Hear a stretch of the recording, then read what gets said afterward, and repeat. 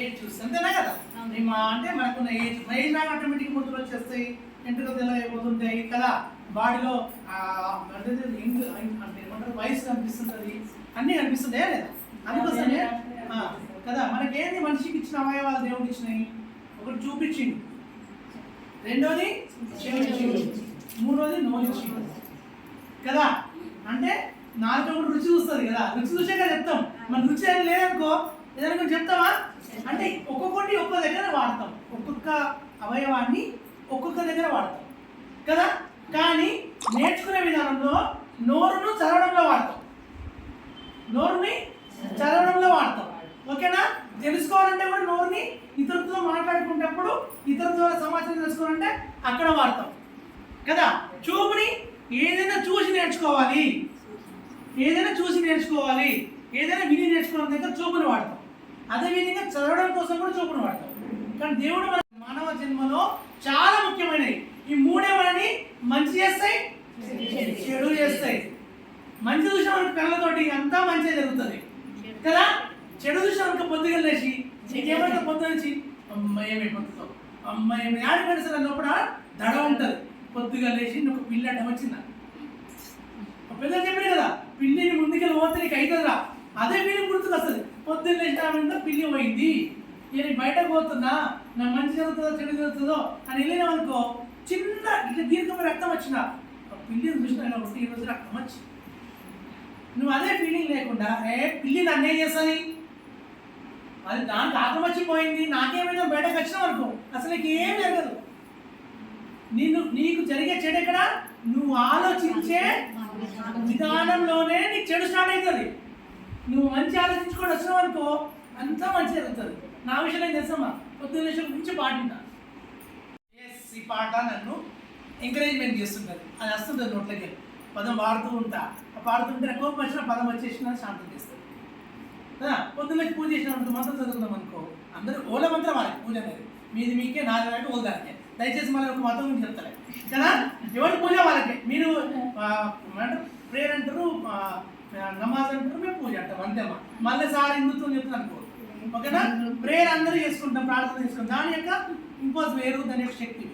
మన సంఘాల్లో కూడా మన ప్రేయర్ ఏంటి, మనం సమావేశం అనేది మన ప్రేయర్. సంఘ సమావేశం హాజరు కావడమే మనకు దేవాలయం. సంఘ సమావేశంలో మనం కూర్చున్నామంటే, సంఘంలో జరిగే అన్ని విషయాలు మనం నేర్చుకున్నామంటే అది పర్ఫెక్ట్గా మనకు ఉపయోగపడుతుంది. అక్కడ మనం ఏం చేయాలా, అక్కడ కూర్చున్నప్పుడు కూర్చొని పెట్టదు. ఆ అర్ధగంట కూర్చున్నప్పుడు మనం ఏం మాట్లాడాలా దాని మీదనే ఆలోచించాలా. ఇంట్లో ఏం కూడి చేసినావు, మీ ఆయన వచ్చి తిన్నాడా, మీ ఆయన నేనేమంటుండా, అందరు ఇవ్వాలి. మన తర్వాత చెప్తాం, ఎప్పుడు నీ చెప్పమ్మా నీ చెప్పమ్మా అలా, కానీ మనది ముందు చెప్పుకోవద్దు కదా. ఫంక్షన్ రోజు ముందు వంట చేస్తారమ్మా, ఫంక్షన్ వచ్చి ముందు తింటారు, మన ఇంట్లో అయినా ముందు తినరు, బాగా చేస్తారు కదా భోజనం. అంటే ఏంటైపోయింది మన సిస్టమ్, మనకి ఫస్ట్ వడ్డించు, తర్వాత తిను, ఆ లాస్ట్ ఏది మిగులుతుంది నీకు, అమృతం. లాస్ట్ మిగిలిదంతా కూడా అమృతం, ముందు అంతా కాదు. దాంట్లో చాలా అర్థాలు ఉన్నాయి దాంట్లో కదా. కాబట్టి ఎప్పుడు కూడా మనం పంచేవలమే కావాలి, తీసుకునే వాళ్ళం కాదు. అందరం పంచేవలమైన అనుకో దేవుడు మనకి ఇస్తాడు. మనం అందరం పంచవలం అయితే ఆటోమేటిక్ కూడా మనకి దేవుడు ఇస్తాడే. వీడు ఒక్కడే చేసుకోడు, వీళ్ళు ఇతరులు కూడా పెట్టేవాళ్ళే, కాబట్టి వీళ్ళు కూడా నేను చూడాలి. కానీ ఇప్పుడు లోకం ఎట్లా నడుస్తుంది, ఎట్లా నడుస్తుంది, నాకేంటి, నేను ఆటో బిగ్నూరికి రావని పెద్దమ్మలైన పోతున్నా, నాకేంటి, నా అనే పదమే డేంజర్ అవుతుంది. కాబట్టి స్వార్థం అన్నది వదిలేసి ప్రభుత్వం మనం పెట్టే కార్యక్రమాల్ని సక్రమంగా వినియోగించుకొని ప్రతి కార్యక్రమాన్ని మనం సక్రమంగా చేసుకుంటే మనం పర్ఫెక్ట్గా మన మహిళా సంఘాలు బాగుపడతాయి, మన కుటుంబాలు బాగుపడతాయి, అన్నీ బాగుపడతాయి. ఇక్కడ తక్కువ వడ్డీతోటి పెట్టుబడి ఇచ్చేటటువంటి వ్యవస్థ, ఎక్కువ డబ్బులు ఇచ్చే వ్యవస్థ ఓన్లీ మహిళా సంఘాలలో ఉంది. మీ యొక్క కష్టాలు తెలుసుకొని మీకు ఎటువంటి షూరిటీ లేకుండా, ఓకేనా, మీ కష్టాలని మీ కష్టాన్ని ఎట్లా తీర్చాలని ఆలోచన ఓన్లీ మహిళా సంఘంలోనే ఉంది, వేరే దాంట్లో లేదు. బ్యాంక్ ఉంది, బ్యాంక్ పోతాం, బ్యాంక్లో పొదుపు చేస్తాం, అవునా, బ్యాంకు సొంత అప్పు తెచ్చుకుంటాం. కానీ బ్యాంక్ నీ కొంచెం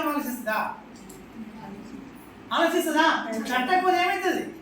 కానీ ఇక్కడ మన సంఘం ఆలోచిస్తుంది, వీళ్ళు ఎందుకు కట్టలేదు, నిజంగా ఆపద వచ్చిందా, ఆమె ఊరు లేదా, అసలు ఏమైంది, ప్రతి నెల కిస్తీ తీసుకొస్తుంది, నిజంగా నీకు ప్రాబ్లం ఉందనుకో సరే మనం వచ్చే నెల కట్టండి, కావాలని కట్టకపోతే మాత్రం ఫోర్స్ చేస్తాం కదా. బ్యాంకులు అట్లా ఉంటారా బ్యాంక్ అప్పేనండి ఏం తను చేస్తుంది బ్యాంకు. నేను ఇప్పుడు ఉద్యోగస్తుంది, నాకు లోన్ కావాలని ఏం చేయాలా, నా జీతం సర్టిఫికేట్ పెట్టాలి, నెలకి ఎంత వస్తుంది పెట్టి, అదే విధంగా నేను ఈసారి ఇంకోసారి చూసుకొని ఆరు జీతం వస్తుందా షూట్ తీసుకొని పెట్టాలి. నేను కట్టకపోతే ఇద్దరికి కట్టాలి. మీకు 5 లక్షల 6 లక్షలు ఇస్తుంది, ఒకసారి పెట్టి మీకు పెట్టిరా పోనీ మీ ఆదాయ సర్టిఫికేట్ ఏమో అడిగిరా, ఇక్కడ పెట్టి అడిగిరా కదా. ఈరోజు 20 లక్షలు తీసుకుంటారా 6 లక్షలు తీసుకుంటున్నారా, గ్రామ సంఘంతో తీసుకుంటున్నారా, 30 లక్షల రూపాయలు తిరుగుతున్నాయేమో ఇక్కడ మీ సంఘాలల్లో. ఎవరి దగ్గర 30 లక్షలు, 10 మంది దగ్గర ఉన్నాయి. ఎవరి దగ్గర 30 లక్షలు, 10 మంది దగ్గర. ఆనందం ఎందులో లేదు, మన దాంట్లో ఉన్న ఆనందం ఎందులో లేదు. నా అంటే ఆనందం పోతుంది, మా అంటే ఆనందం వస్తుంది. నా అంటే ఆనందం పోతుంది, మా అంటే ఆనందం వస్తుంది. మనకు మా కావాలా నా కావాలా రెండే నిర్ణయించుకోవాలి. ఓకేనా, మానా నా